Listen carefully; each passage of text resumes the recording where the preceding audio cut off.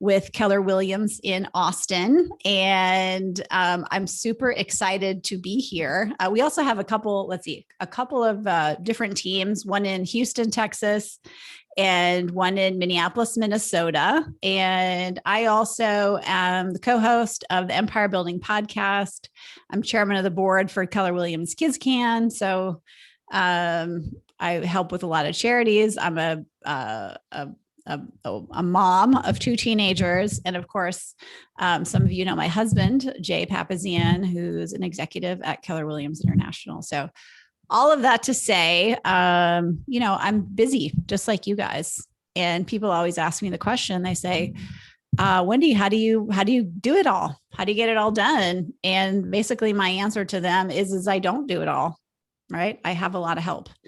And so that's what we're going to talk about today is getting some help and getting some leverage, because once you guys master hiring, retaining, and leading great people, you literally can do whatever you want in this world. You can grow your business as big as you want. You can keep it as small as you want, whatever that looks like. And so I'm just curious. We have a pretty small group, so I'd love to make it pretty interactive. Why don't you guys just hit me up in the chat box and let me know what you were hoping to get out of today so I can make sure I cover it all. So just get in the chat box and let me know why you are here, because I'd love to make sure I cover everything. And maybe it's just because you know how funny I am, so that's fine too. I'll try to be funny. Haha. You guys got the Tuesdays. Come on, guys, let's go. All right. There we go. Okay. Hired my first admin 3 weeks ago. Okay, great. I'm sure you're making tons of mistakes, Yash. Amy. Okay. Amy's looking to hire her first admin. We have 2 buyer agents. Okay. Sarah works on a very successful team and is thinking of branching out. Angelo says, how, why, and which would you make for your first hire? Okay. Educating myself on hiring assistant agents to form a team. Okay. Well, we're definitely going to be covering all of that. Your thoughts on virtual lead admin. Is it possible? Great question. If I don't cover that, Tasha, will you make sure you ask me that question? I'm not going to specifically talk about that. And Valerie is it looks like you're looking to hire your first admin. Is that right? You're a solo agent. Yes, it is. Okay, super. Okay, great. Okay, well, we should be covering all of that. Do I have the ability to? Yes, I have the ability to put people in breakout rooms. I got all the power today. What? All the power. Okay, Courtney says how to launch from individual doing everything myself to the next step. Okay, super. So again, this class is going to be is pretty small. So I'd love for it to be interactive. This is absolutely my favorite thing to talk about, which is helping you leverage yourself. And, the gift that Keller Williams gives us is they give us all the tools to build a team, which is very unlike other brokerages. Keller Williams gives us a class called Career Visioning, and they help us learn how to grow a big real estate team. And as someone who had no experience in sales before I got into real estate, I was a stay-at-home mom for about 5 years. Within 5 years, I had grown a pretty substantial team, and I was making over $1 million in commission checks in the first 5 years. And a lot of that was through leverage, was through hiring people. So what we're going to talk about today is, and I am going to share my screen so that you guys can have some visuals here. You don't have to look at my face the whole time. We're going to talk about the 8 things you need to know in order to make a great first hire. So let me pull my screen up.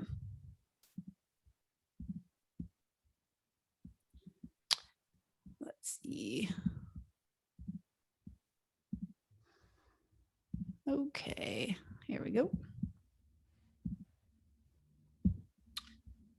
Okay, can y'all see that? Give me a thumbs up if you can see it. Oops, I lost you. I'm sorry, was that a thumbs up? Okay, super, great. Okay. So here's really what we're going to be talking about today. It's really 8 things you need to know to start your leverage journey. And we're going to go over all of these. So you don't need to take a picture of it or anything. But really, the first thing that you need to know is you need to understand yourself. Okay. Because when you are starting to build a team, you are a part of that team. You're going to be the leader of the team, but you're also going to be an integral part of the team. And probably if you're like me, you're like, who's somewhat impatient, moves really fast, likes to do everything themselves. Anybody like that out there? Yeah. Jason's wildly waving his hand. So he's extra. And let me ask you this, Jason, would you like to see a team of 10 people who were exactly like you? How would that look for you? That's not even possible. Because you're so special. Yeah. Yeah, you're so there's special. There's only one other like me, but no, I don't want people to be like me. Yeah. So that's really the thing that we're going to talk about first, which is like, you need to understand your own behavior.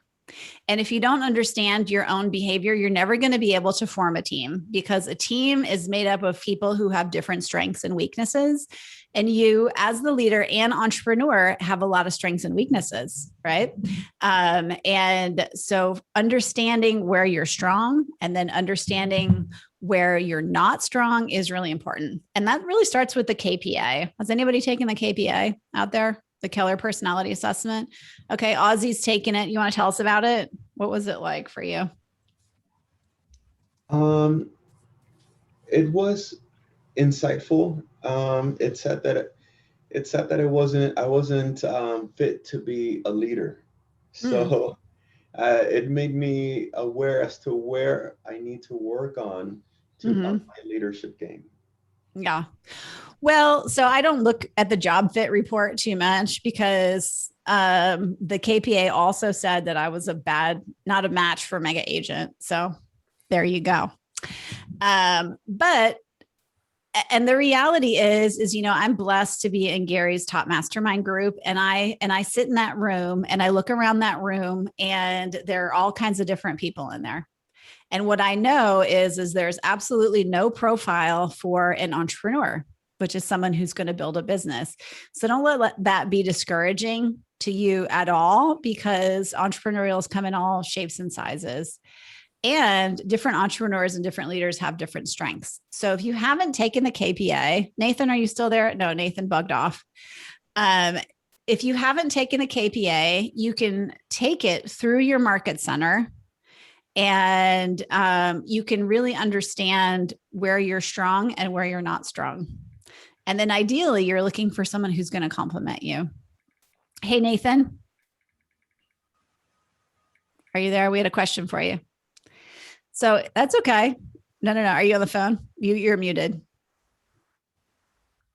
Yeah, we're going to be quizzing you later. That don't start walking off on us. I cannot hear you. We had a question for you, which was, if somebody wants to take the KPA, what's the best way to do that?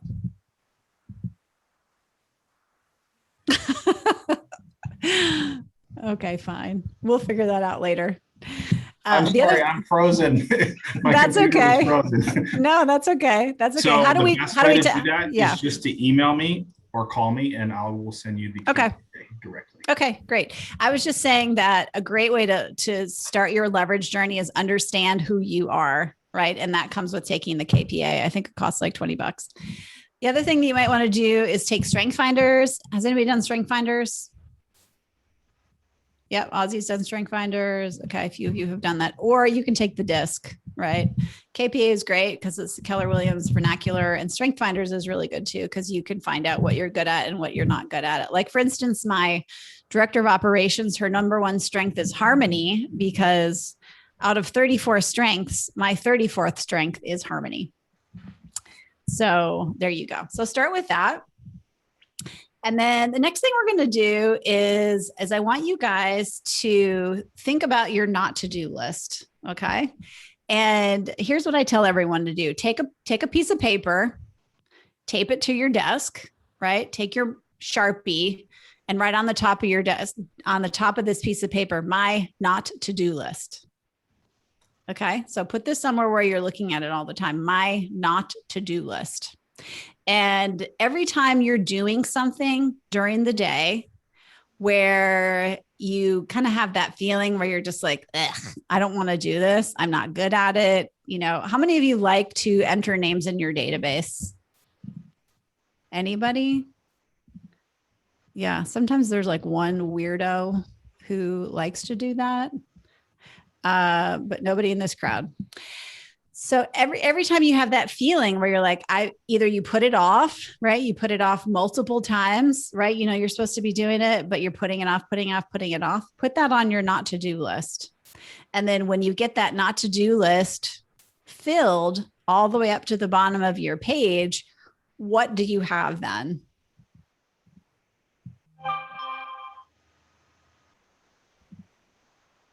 What have you got? Job description. Job description. Yes. Tasha and Amy for the win. You've got your job description of your first hire, right? Because as a business owner, you guys get to give away, you get to fire yourself from the things that you're not good at or are a waste of your time. So we're going to do a small group exercise, and I'm going to put you guys into some breakout rooms. Okay. So here's how this is going to roll. I want everyone to take the next 1 or 2 minutes, like maybe not even that. You guys are fast. You're smart. Take the next 1 minute. And I want you guys to think about 3 things that are going to go on your not to-do list. And these can be things at work, or these can even be things at home, right? So if you hate doing your laundry and you're spending all your free time doing laundry, you can write that down. Okay. So I want you to just take a piece of paper, take a pen, and then we're going to get into small groups and we're going to do some sharing. Okay. So I'm going to give you guys just the first 3 things that come into your mind that you'd like to put on your not to-do list. Is everybody following me? Thumbs up. You got it? Super. Okay. Go ahead and I'll give you guys 1 minute.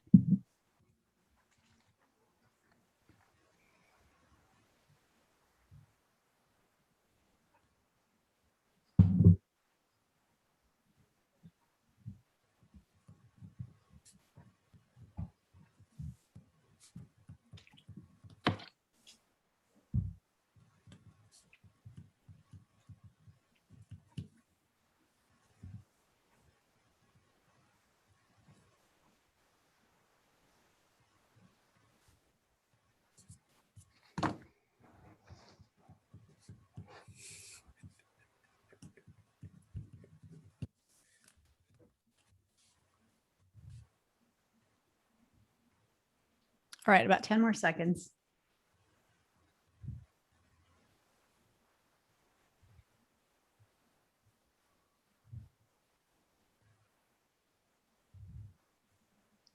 Okay. So everybody got their things? Okay, so I'm going to put you guys into groups of 3. Let's see. All right. And so when you guys are in there, I want you to share your 3 things. And then after everyone is done sharing, I want everyone to reflect back on what that person said and say something that they appreciated about what they said about their not to-do list. Okay. So we're going to go into groups. We're going to share our not to-do list, our 3 things, and then we're going to reflect back. And guys, this will probably take about 6 minutes. Okay. So here we go.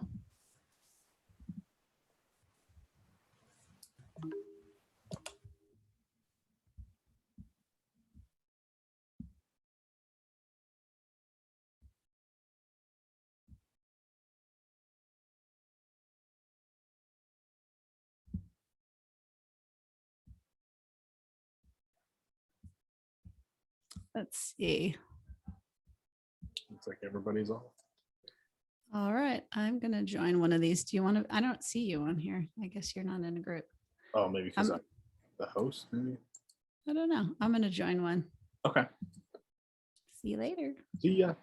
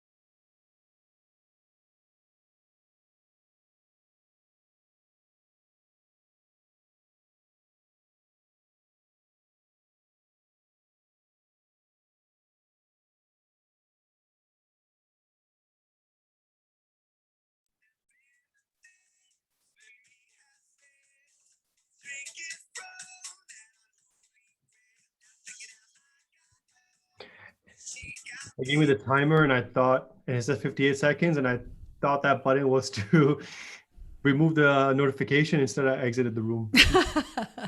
Oh, well, they're talking about you now and there. Yeah, they're like, that jerk. Oh, that's funny. Yeah, that is funny. Yeah. What? Well, we'll wait for everyone to roll back in.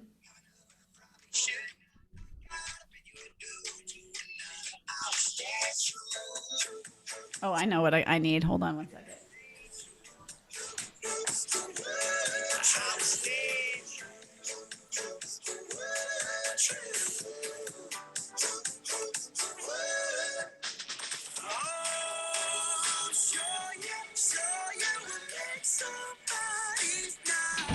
I got this from my maps coach today.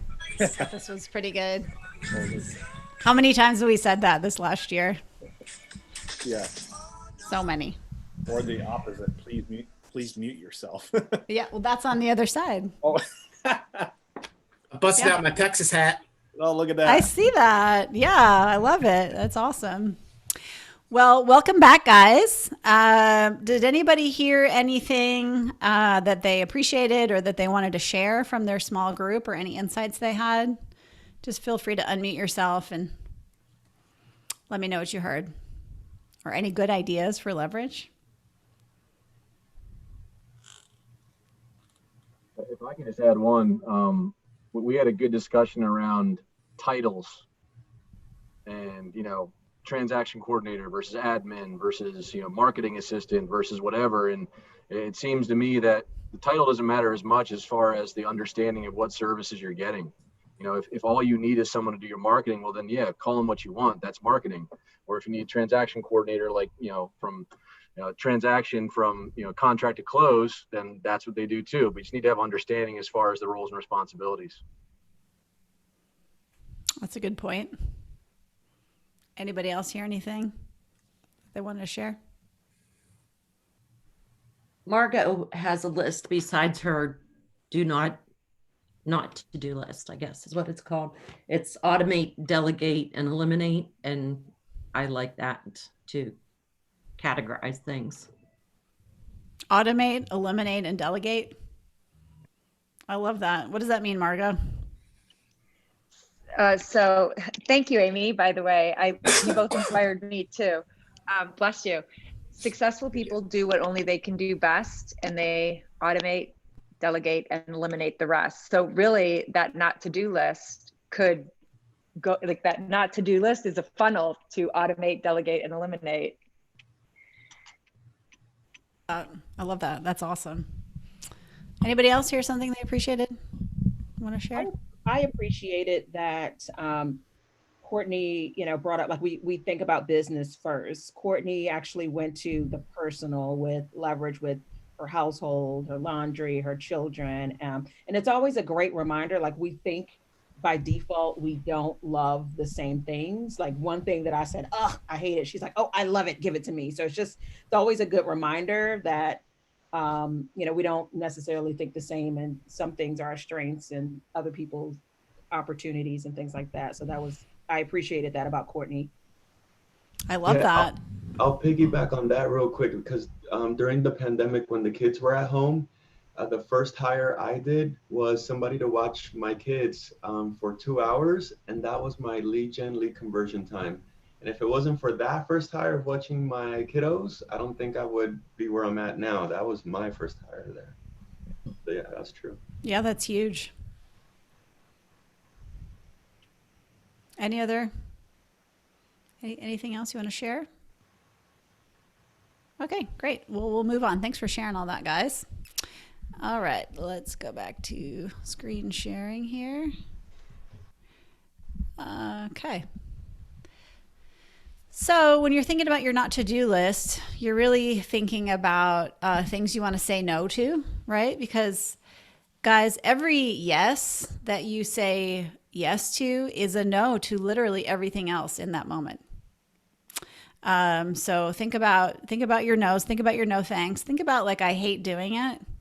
And then it's kind of what Tasha was saying, which is number 4 is, wow, this could be somebody else's opportunity. right? Believe it or not, there are people out there who would love to wake up every day and put information about your clients into your database. Believe it or not. I know it's for those of us that are on this Zoom, that's insane. And there are people who love to do that every single day. And so when you get clear about who you are, and then get clear about the person that you're hiring, right? And that's why you want to be really clear about what they're going to be doing every day, right? Do they like to get up and do database work every single day? That's why the not to-do list is really important. And then really having a really clear vision about what you want to wake up and do every day gives you permission to say no to things so that you can say yes to the things that matter most.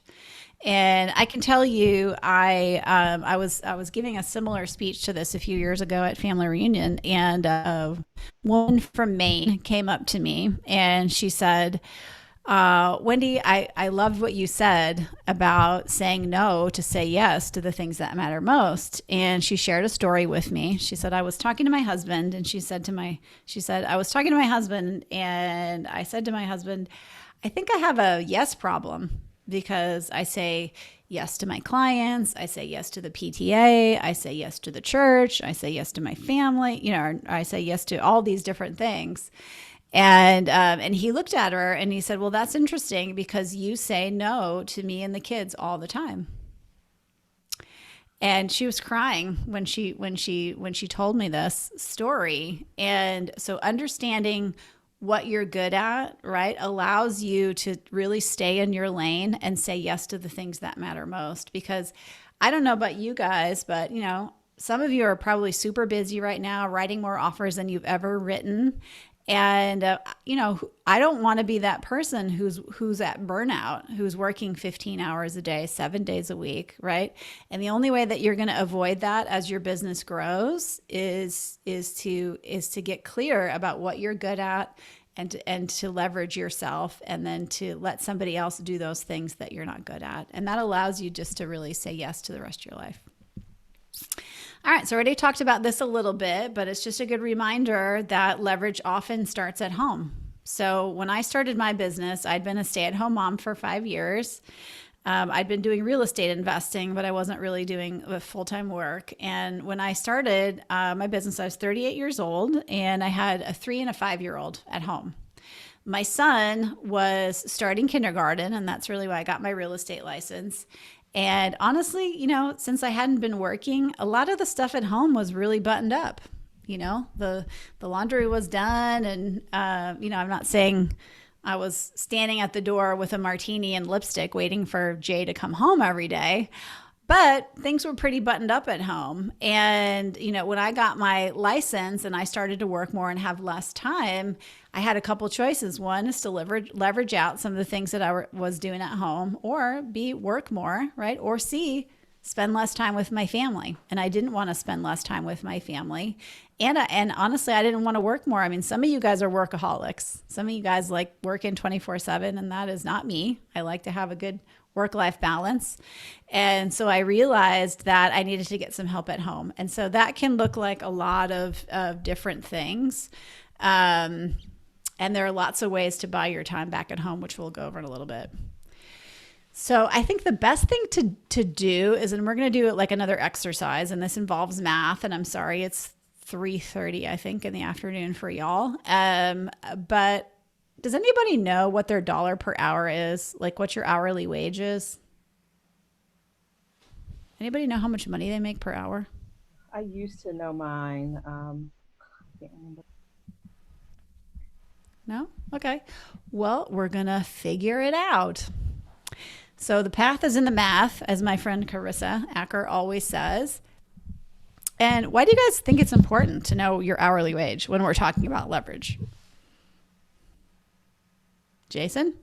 The only way to free up your time is, in my opinion, is to understand what your hourly wage is. So then that way, if you're doing an hourly job at home, let's say mow the lawn, that might cost you a certain amount of money per hour, and you're making way more than that. You're maybe making that wrong decision, or you can hire someone to do it for you. Exactly. Yep, 100%. Yep, that's perfect. So if you can hire a neighborhood kid to mow your lawn for $20, and it takes them 2 hours, that's $10 an hour.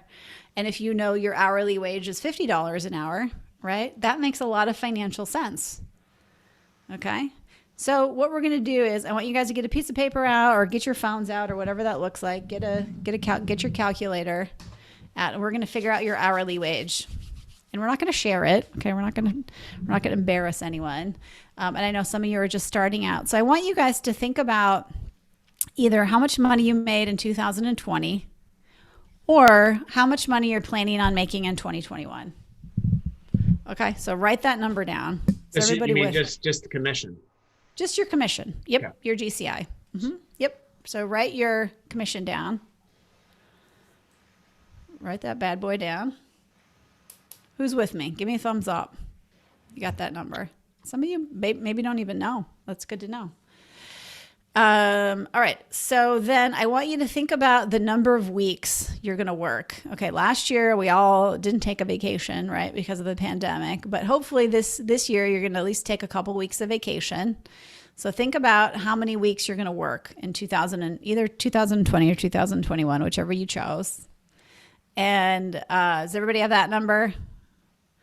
Let's say it's 50, right? Hopefully you're taking at least a couple weeks of vacation. Is everybody with me? Okay. And then I want you to take the number of hours you worked per week. Okay. Let's be honest here. Some of you work part-time. Maybe it's 5 hours a week. Some of you are working 60 hours a week. Some of you might be working 80 hours a week, right? What does that look like? Write that number down. All right. So then you want to take the number of weeks you worked or the number of weeks you are going to work in 2021. Multiply that by the amount of hours you work per week. And in the example on the screen, we've got about 2,000 hours. Is everybody with me?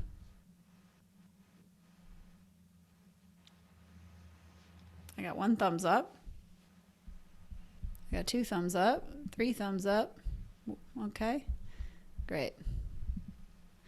All right, so then I want you to take that amount of GCI, and if you guys wanted to, you could subtract your expenses from that if that was appropriate. But if not, you could just take your GCI divided by the number of hours that you worked. And you probably need your calculator for that.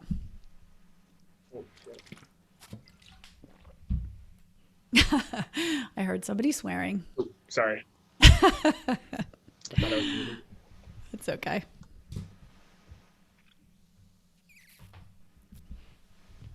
When you got your number, give me a thumbs up. Okay, thumbs up. Ozzy's got a thumbs up. Tasha, thumbs up. All right, everybody else, Angelo, thumbs up. Michael, he's waving. Okay, I said thumbs up, Michael. Come on, follow directions. Kevin, you're good? Okay, Nathan's multitasking his way through this whole thing, so we just ignore him. He's nodding. Yes, I am. Okay, great. Okay, so I'm going to stop sharing for a little bit, and I want you guys to give me any ahas you have from that. You don't have to tell me your wage, but what are your thoughts from that? I thought I made more than I do. Okay. Yeah, that's a good realization. Okay, so there's room for some more efficiencies there. That I would not pay anybody this hourly wage to do some of the things that I do, especially the things that I hate. Okay. I'd be crazy to do that. Okay, that's huge. Okay, so your hourly wage is a lot higher, but you're still doing dollar per hour work, is what I hear you saying. Okay, that's why we're here. Perfect. Okay, and Valerie completely agrees. Any other ahas? Less hours is more of an hourly wage. Say that again, Amy. The less hours you work, the higher your hourly wage is. That's true. Yeah. Yep. That's what I love about my rental properties. I only spend about 1 hour a month on them, and I sure make a lot of money for that. Right? Any other ahas? Jason, I heard you swear when you got your number. It was a What were you good thinking? It was a good swear. It was a good swear. The only reason was thinking out loud. Sorry, I thought I was muted. I met with my financial advisor 2 weeks ago, and we went over this whole scenario. And they're actually the ones forcing me to hire people for my personal life, because my biggest want, it's not even a want, it's a need, is time with my family. And I'm always going to be here with my family, and I'm learning to start hiring people, especially to mow my lawn. I hate that. Yeah, that's huge. Well, and that's why knowing your hourly wage is really important, because, you know, if you can hire someone who's making the same or less than you, then it just makes financial sense to do that. It just makes complete financial sense for someone to do that. And I would tell you guys, you know, what I did with my first hire, and it's very scary. It is very, very scary. At least it was for me, to make that first initial hire and to leverage. You know, I grew up in a small farming community in northern Minnesota, and you know, nobody in my family had a housekeeper. We didn't leverage anything. Like, it was basically you shovel your own walk. You know, like my great grandmother shoveled her own walk until she was about 97. And, you know, in northern Minnesota, that's a lot of snow, because you wouldn't hire someone for that. You do the work yourself. You know, I come from a long line of farmers. And so, like, getting my mindset right around leverage was very difficult for me. And the way that I was able to do that first hire is I said, I need someone to work for me as an assistant for about 30 hours a week. Okay, that's what I figured I needed. And so what I did is I saved up enough money to pay that person for 90 days. Okay, because sometimes we're like, oh my gosh, I'm going to have to pay this person, you know, $50,000. They're going to be my assistant. What am I going to do? That's just a chunk of money, and it's hard to get your mind around it. But if you're thinking, wow, I can hire someone for 90 days, because at the end of 90 days, if they're not giving you that time back so that you can make more business to pay their wage, then they're either you're not doing it right, or they're not the right person. Okay, so whatever that looks like for me, it was, you know, probably like $15 an hour times, you know, this was 12 years ago. You know, times 30 hours a week, 90 days. I had that in the bank. Okay, this is my chunk. This is my investment, right? Because you guys are investing in your business, just like you'd invest in the stock market, or just like you'd buy an investment property. You are literally investing in your business, right? And businesses can give you the highest rate of return of really any investment ever, right? So you're making an investment into your business, and understanding what your hourly wage is, you know, and what you can pay other people to do those things you're not good at. It's really powerful. Okay, I'm going to share my screen again. All right, I love this quote. I'm not a huge fan of Grant Cardone, but I do love this quote by him. And he says that wealthy people treat time differently. Okay, this is rich people. They treat it differently. They buy it while poor people sell it. The wealthy know time is more valuable than money itself, so they hire people for things they're not good at or aren't a productive use of their time. Okay, so if I am mowing Jason's lawn, okay, let's say I decide to get out of real estate and I want to go into lawn mowing instead, I am selling my time, right? And Jason, by hiring me, he's actually buying that time back. I can remember when, you know, actually Jay used to mow the lawn. My husband used to mow the lawn. And after we had kids, your time becomes much more precious on the weekends. And he was still out there mowing the lawn. It just took forever. You know, it took a couple hours to mow every weekend. And then finally it dawned on us, like, hey, we could hire someone to mow the lawn, you know, and then that lawnmower comes, they're done in about, 30 minutes. They've got these giant lawnmowers and everything's done really quickly. And so that was Jay buying his time back, and he got to spend that time with his family. Right. And I don't know what that's worth, but 2 hours on a weekend was worth a ton. Okay. So here are some ways to buy time at home. Okay, and so this is for you, Valerie, and actually for you, Jason. Sounds like you need to buy some time at home. You guys can take a screenshot of this or take a picture of it. You can buy time at home. You can do something called Stitch Fix, which is they do the shopping for you for your clothes. A lot of people love to shop for clothes. A lot of people don't love to shop for clothes. They don't like going to the mall. They hate all that work, right? Stitch Fix delivers clothes right to your house. You get a housekeeper, right? If you got a housekeeper that comes twice a month, you can get a housekeeper that comes once a month or once a week and does your laundry the second time, right? You can get someone to mow your lawn. We talked about that. So dry cleaning, you can get a personal assistant, right? So you've got a lot of chores that you need to do. You can get a nanny, right? Get someone to help you with the childcare. You do mom's day out.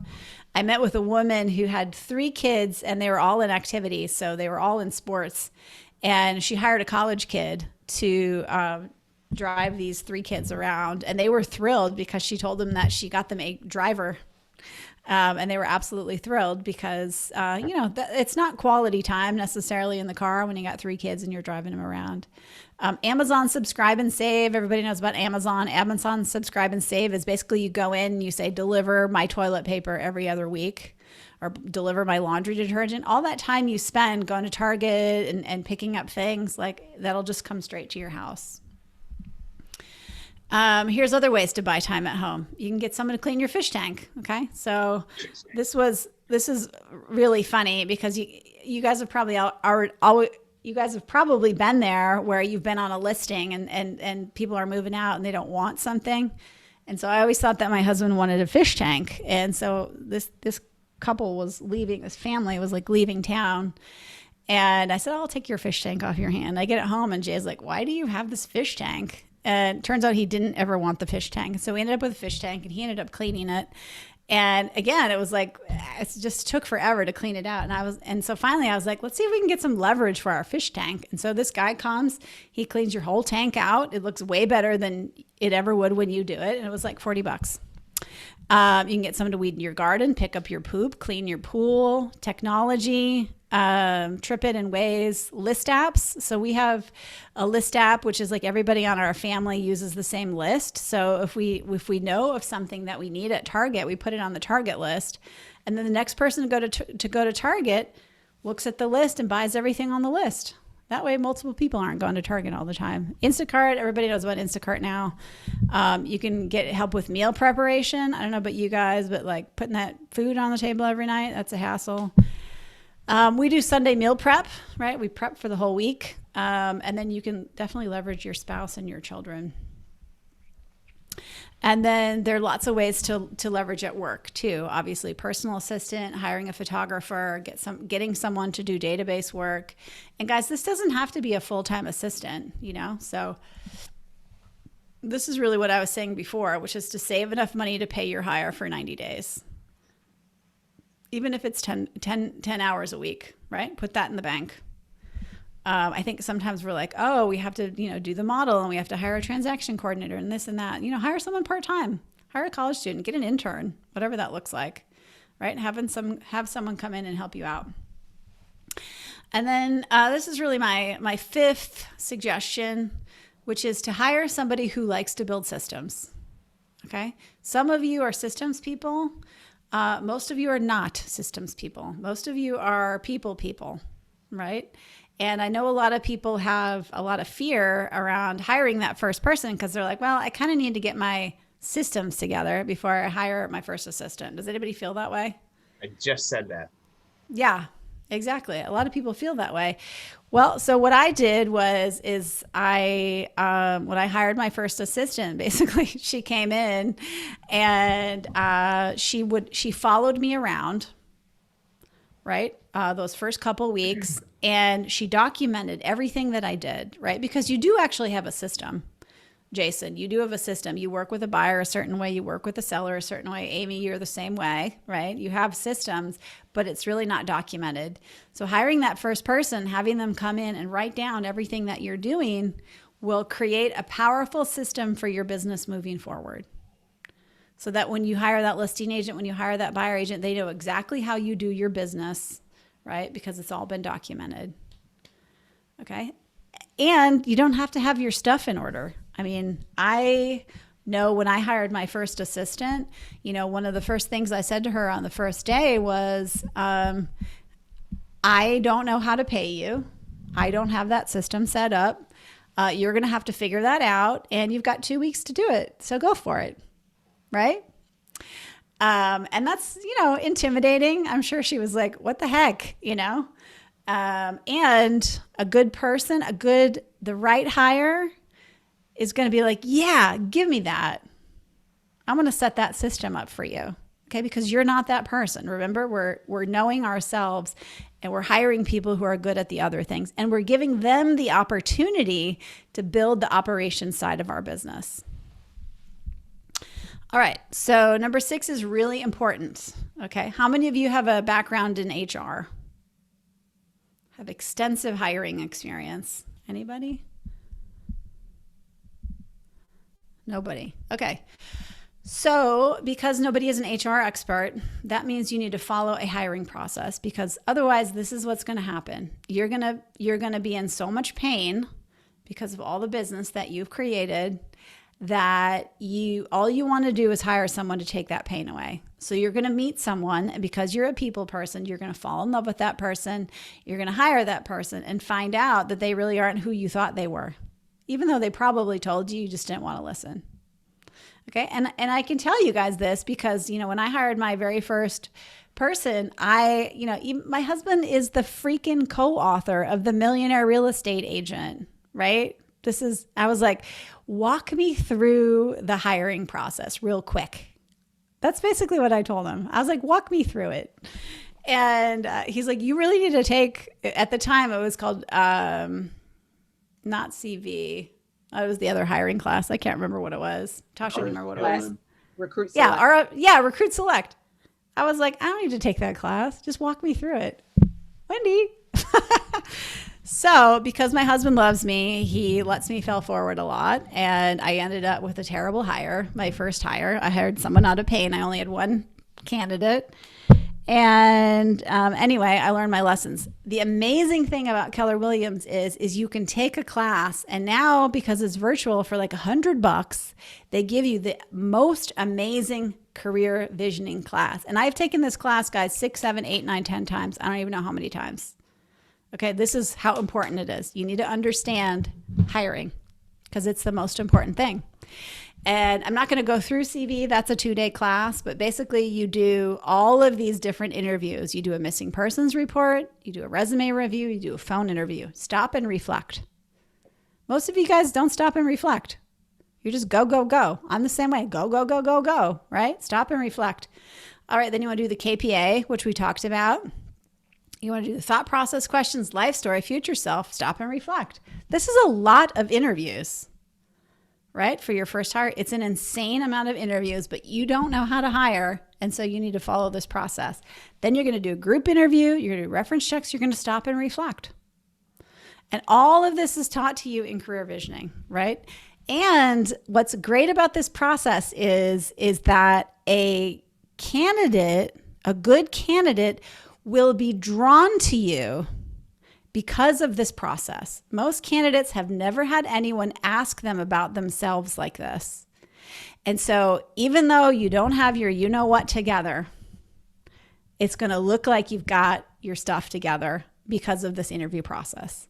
And a really good candidate is going to be like, wow, this is really interesting. I'm not doing this at any of the other jobs that I'm hiring at. I think I'm going to take this. I'm going to take a chance with Aussie. I think I'm going to take a chance. So that's why it's super important to follow this process. Okay, number 7, you want to have at least 2 candidates at the end. What happens if you only have one candidate? You're desperate, so you select that one. Yeah, you don't have any perspective, right? It's like hiring the first person. It's like marrying the first person you kiss, right? You don't want to do that. I mean, some of you maybe did that. I don't know. But I wouldn't recommend it because you have no perspective, right? So you want to have at least 2 rock star candidates at the end. 3 would be better because at the end, also, you might have a candidate who's awesome and they get another job, right? They pick something else. They don't pick you. So that's super important. All right. So this is probably the absolute hardest thing, which is once you hire this person, the tendency is to do what we call seagull management, right? Seagull, does anybody know what that is? Seagull management is? Seagull management is you swoop in, you dump your poop everywhere, and then you take off, right? Anybody out there want to be managed like that? Does that sound great to have a manager like that? That doesn't sound like fun. No. So understand that when you hire this person, it takes a long time to go through that process. So it's almost like one step back, two steps forward is really what it's going to look like for you, because you're going to have while you're hiring that person, you're already in so much pain. You're already so busy. Right? You're so busy, you need some help. And then you get this other part-time job, which is basically hiring your help, that you just want to just say, hey, take the ball and run with it. Right? But you can't do that. You really need to time block time with this person every single day for at least 90 days. Okay? More the first week, less the second week, less the third month, right? And that's really hard. And that's why most people, honestly, most people never grow a team. That's why. They don't want to do that. And you can look up, right? If you do it right, you can look up and all of a sudden, you're like me, you've got a team of 20, you're in 3 different cities, right? And I get to spend my time doing the things that I enjoy, which is helping other people like you guys leverage. Right? That's the opportunity that Keller Williams gives you with building your business. And you get to build your business the way that you want to. Okay? You get to write your not to-do list. You get to fire yourself from the jobs that you don't want to do anymore.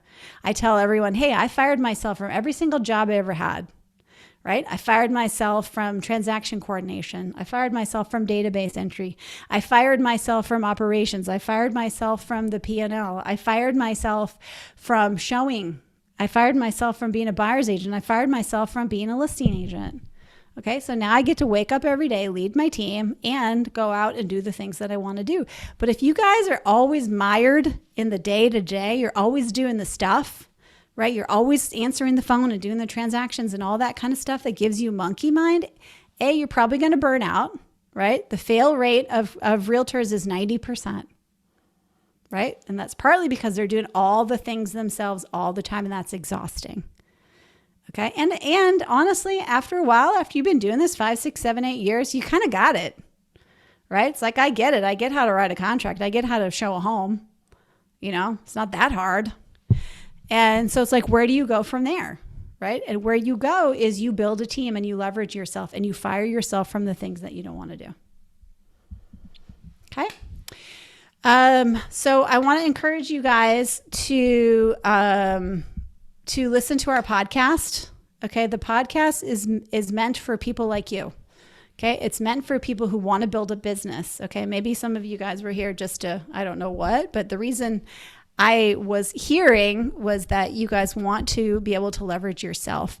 So wherever you subscribe to podcasts, go to Spotify or whatever, go to empirebuildingpodcast.com and download our podcast. And it is run by all women. It's not just for women. We talk about lots of things. We talk about leveraging and how to build culture and leverage at home and all of the things that you heard today. So if you liked what you heard, I would highly, highly, highly encourage you to go and download that podcast.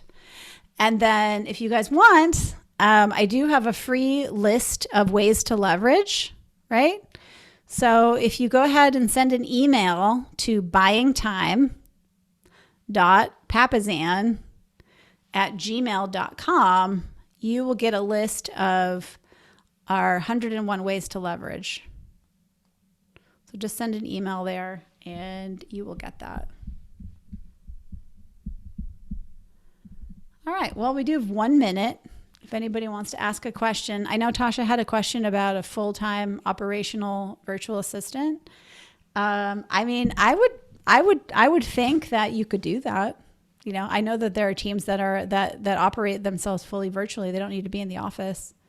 And that's a great thing. It's your business. You get to build it the way you want to do it.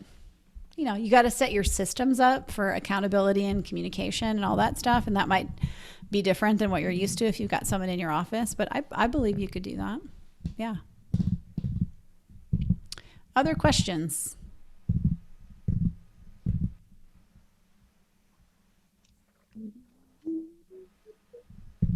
Who's going to go hire someone? Tasha, Amy. Okay, just pretend. Okay, just pretend I had an impact on you guys and raise your hand. Can I chime in? Question, Wendy? Yeah, sure.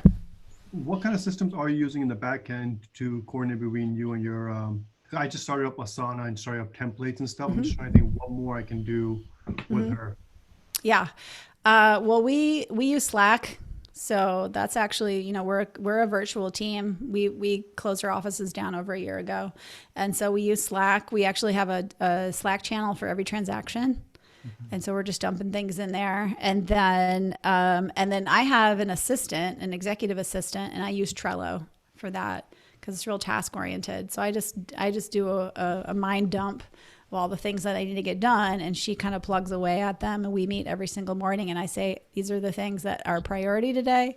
Whatever else you can get done is gravy. And then she just moves the thing over and then communicates with me that way. So those are the two things that we use. And then we use Command for our CRM. Cool. Thank you. Yeah. Another question? Quick question right here. Yeah. When you onboard somebody that's either emerging talent or completely new / fresh, how do you know whether it's them not being talent or you not providing the right launch pad or training? Yeah, great question. So I would say that if you have given them all of the tools and training that they need to be successful, and through your extensive interview process, you understand that they can do the job, right? I mean, the best way to know if somebody's can do the job is if they've done it before. Okay, well, your job is database entry, social media. Okay, show me what you've done. Can you update your database? Do you have that kind of personality where you can do all that? And then you're holding them accountable. Okay, so that's the other missing piece that we didn't really talk about. So in our team, we do the 411 every single week, right? And we operate from she knows, my ops team, they know what they need to do to succeed. I think sometimes we're in our heads, right? With our admin. I know I do this all the time, right? I think I've done a great job of communicating, but you probably haven't, right? You probably haven't communicated with them and you're just expecting them to do it, right? Because remember, they're different than you, right? So somebody who's more of a high S or a high C, once they've got it, they've got it, and they're going to do it forever. Unlike you, who's probably like bouncing around all over the place like I am, right? But once they've got it, they've got it. And that kind of training that it takes to get them up and running is probably going to take a bit longer than for you. Does that answer your question? Yeah, that makes perfect sense. Thanks, Wendy. And I got an appointment right now, so I got to run. Thank you for great to see you. Thank you. Yeah. Wendy, something that helped me out with training some of our newer agents is I have a checklist, and at the end of that checklist, like we break it down by a month, and through that checklist at the end, we'll put strengths and weaknesses and what he could learn better from or what I could have done better from, and then what to work on for the next month to improve on. And then we each sign it. So then we reflect on that during our 6-month training program with them. And that's been really helpful for me. That's amazing. I love that. So if you go to kwconnect.com, you guys know about KW Connect, and you're logged in and you hit resources, there is actually under resources on KW Connect. I'm going to give you guys this link. This has everything you need to know as far as career visioning goes. It's pretty awesome. I'll put it in the chat box. And it's got information about the KPA, org charts, your first hire calculator, all the leverage classes, onboarding documents, 30, 60, 90, which is 90 days to success. Everything you need, compensation models, all that stuff. It's all right there. Right. And anything that's not there, Nathan can help you out with. Right. Right, Nathan? That's right. That's what I'm here Yeah, for. And yeah. July 14th actually is Career Vision in our region. So there you go. Who's teaching it? I don't know. Oh, well, Gene Rivers is awesome if it's Gene. Usually it's somebody amazing. Yeah. Yeah. Well, guys, I don't want to keep you. I know we're only supposed to be here till 3. So I really appreciate your time and just encourage you guys to go out, create your not to-do list, and make that first hire. All right. Thank you, Wendy. Thanks, Wendy. Thank you so much. Thanks so much, Wendy. Great to see y'all. Thank you. Thank you. Thank you.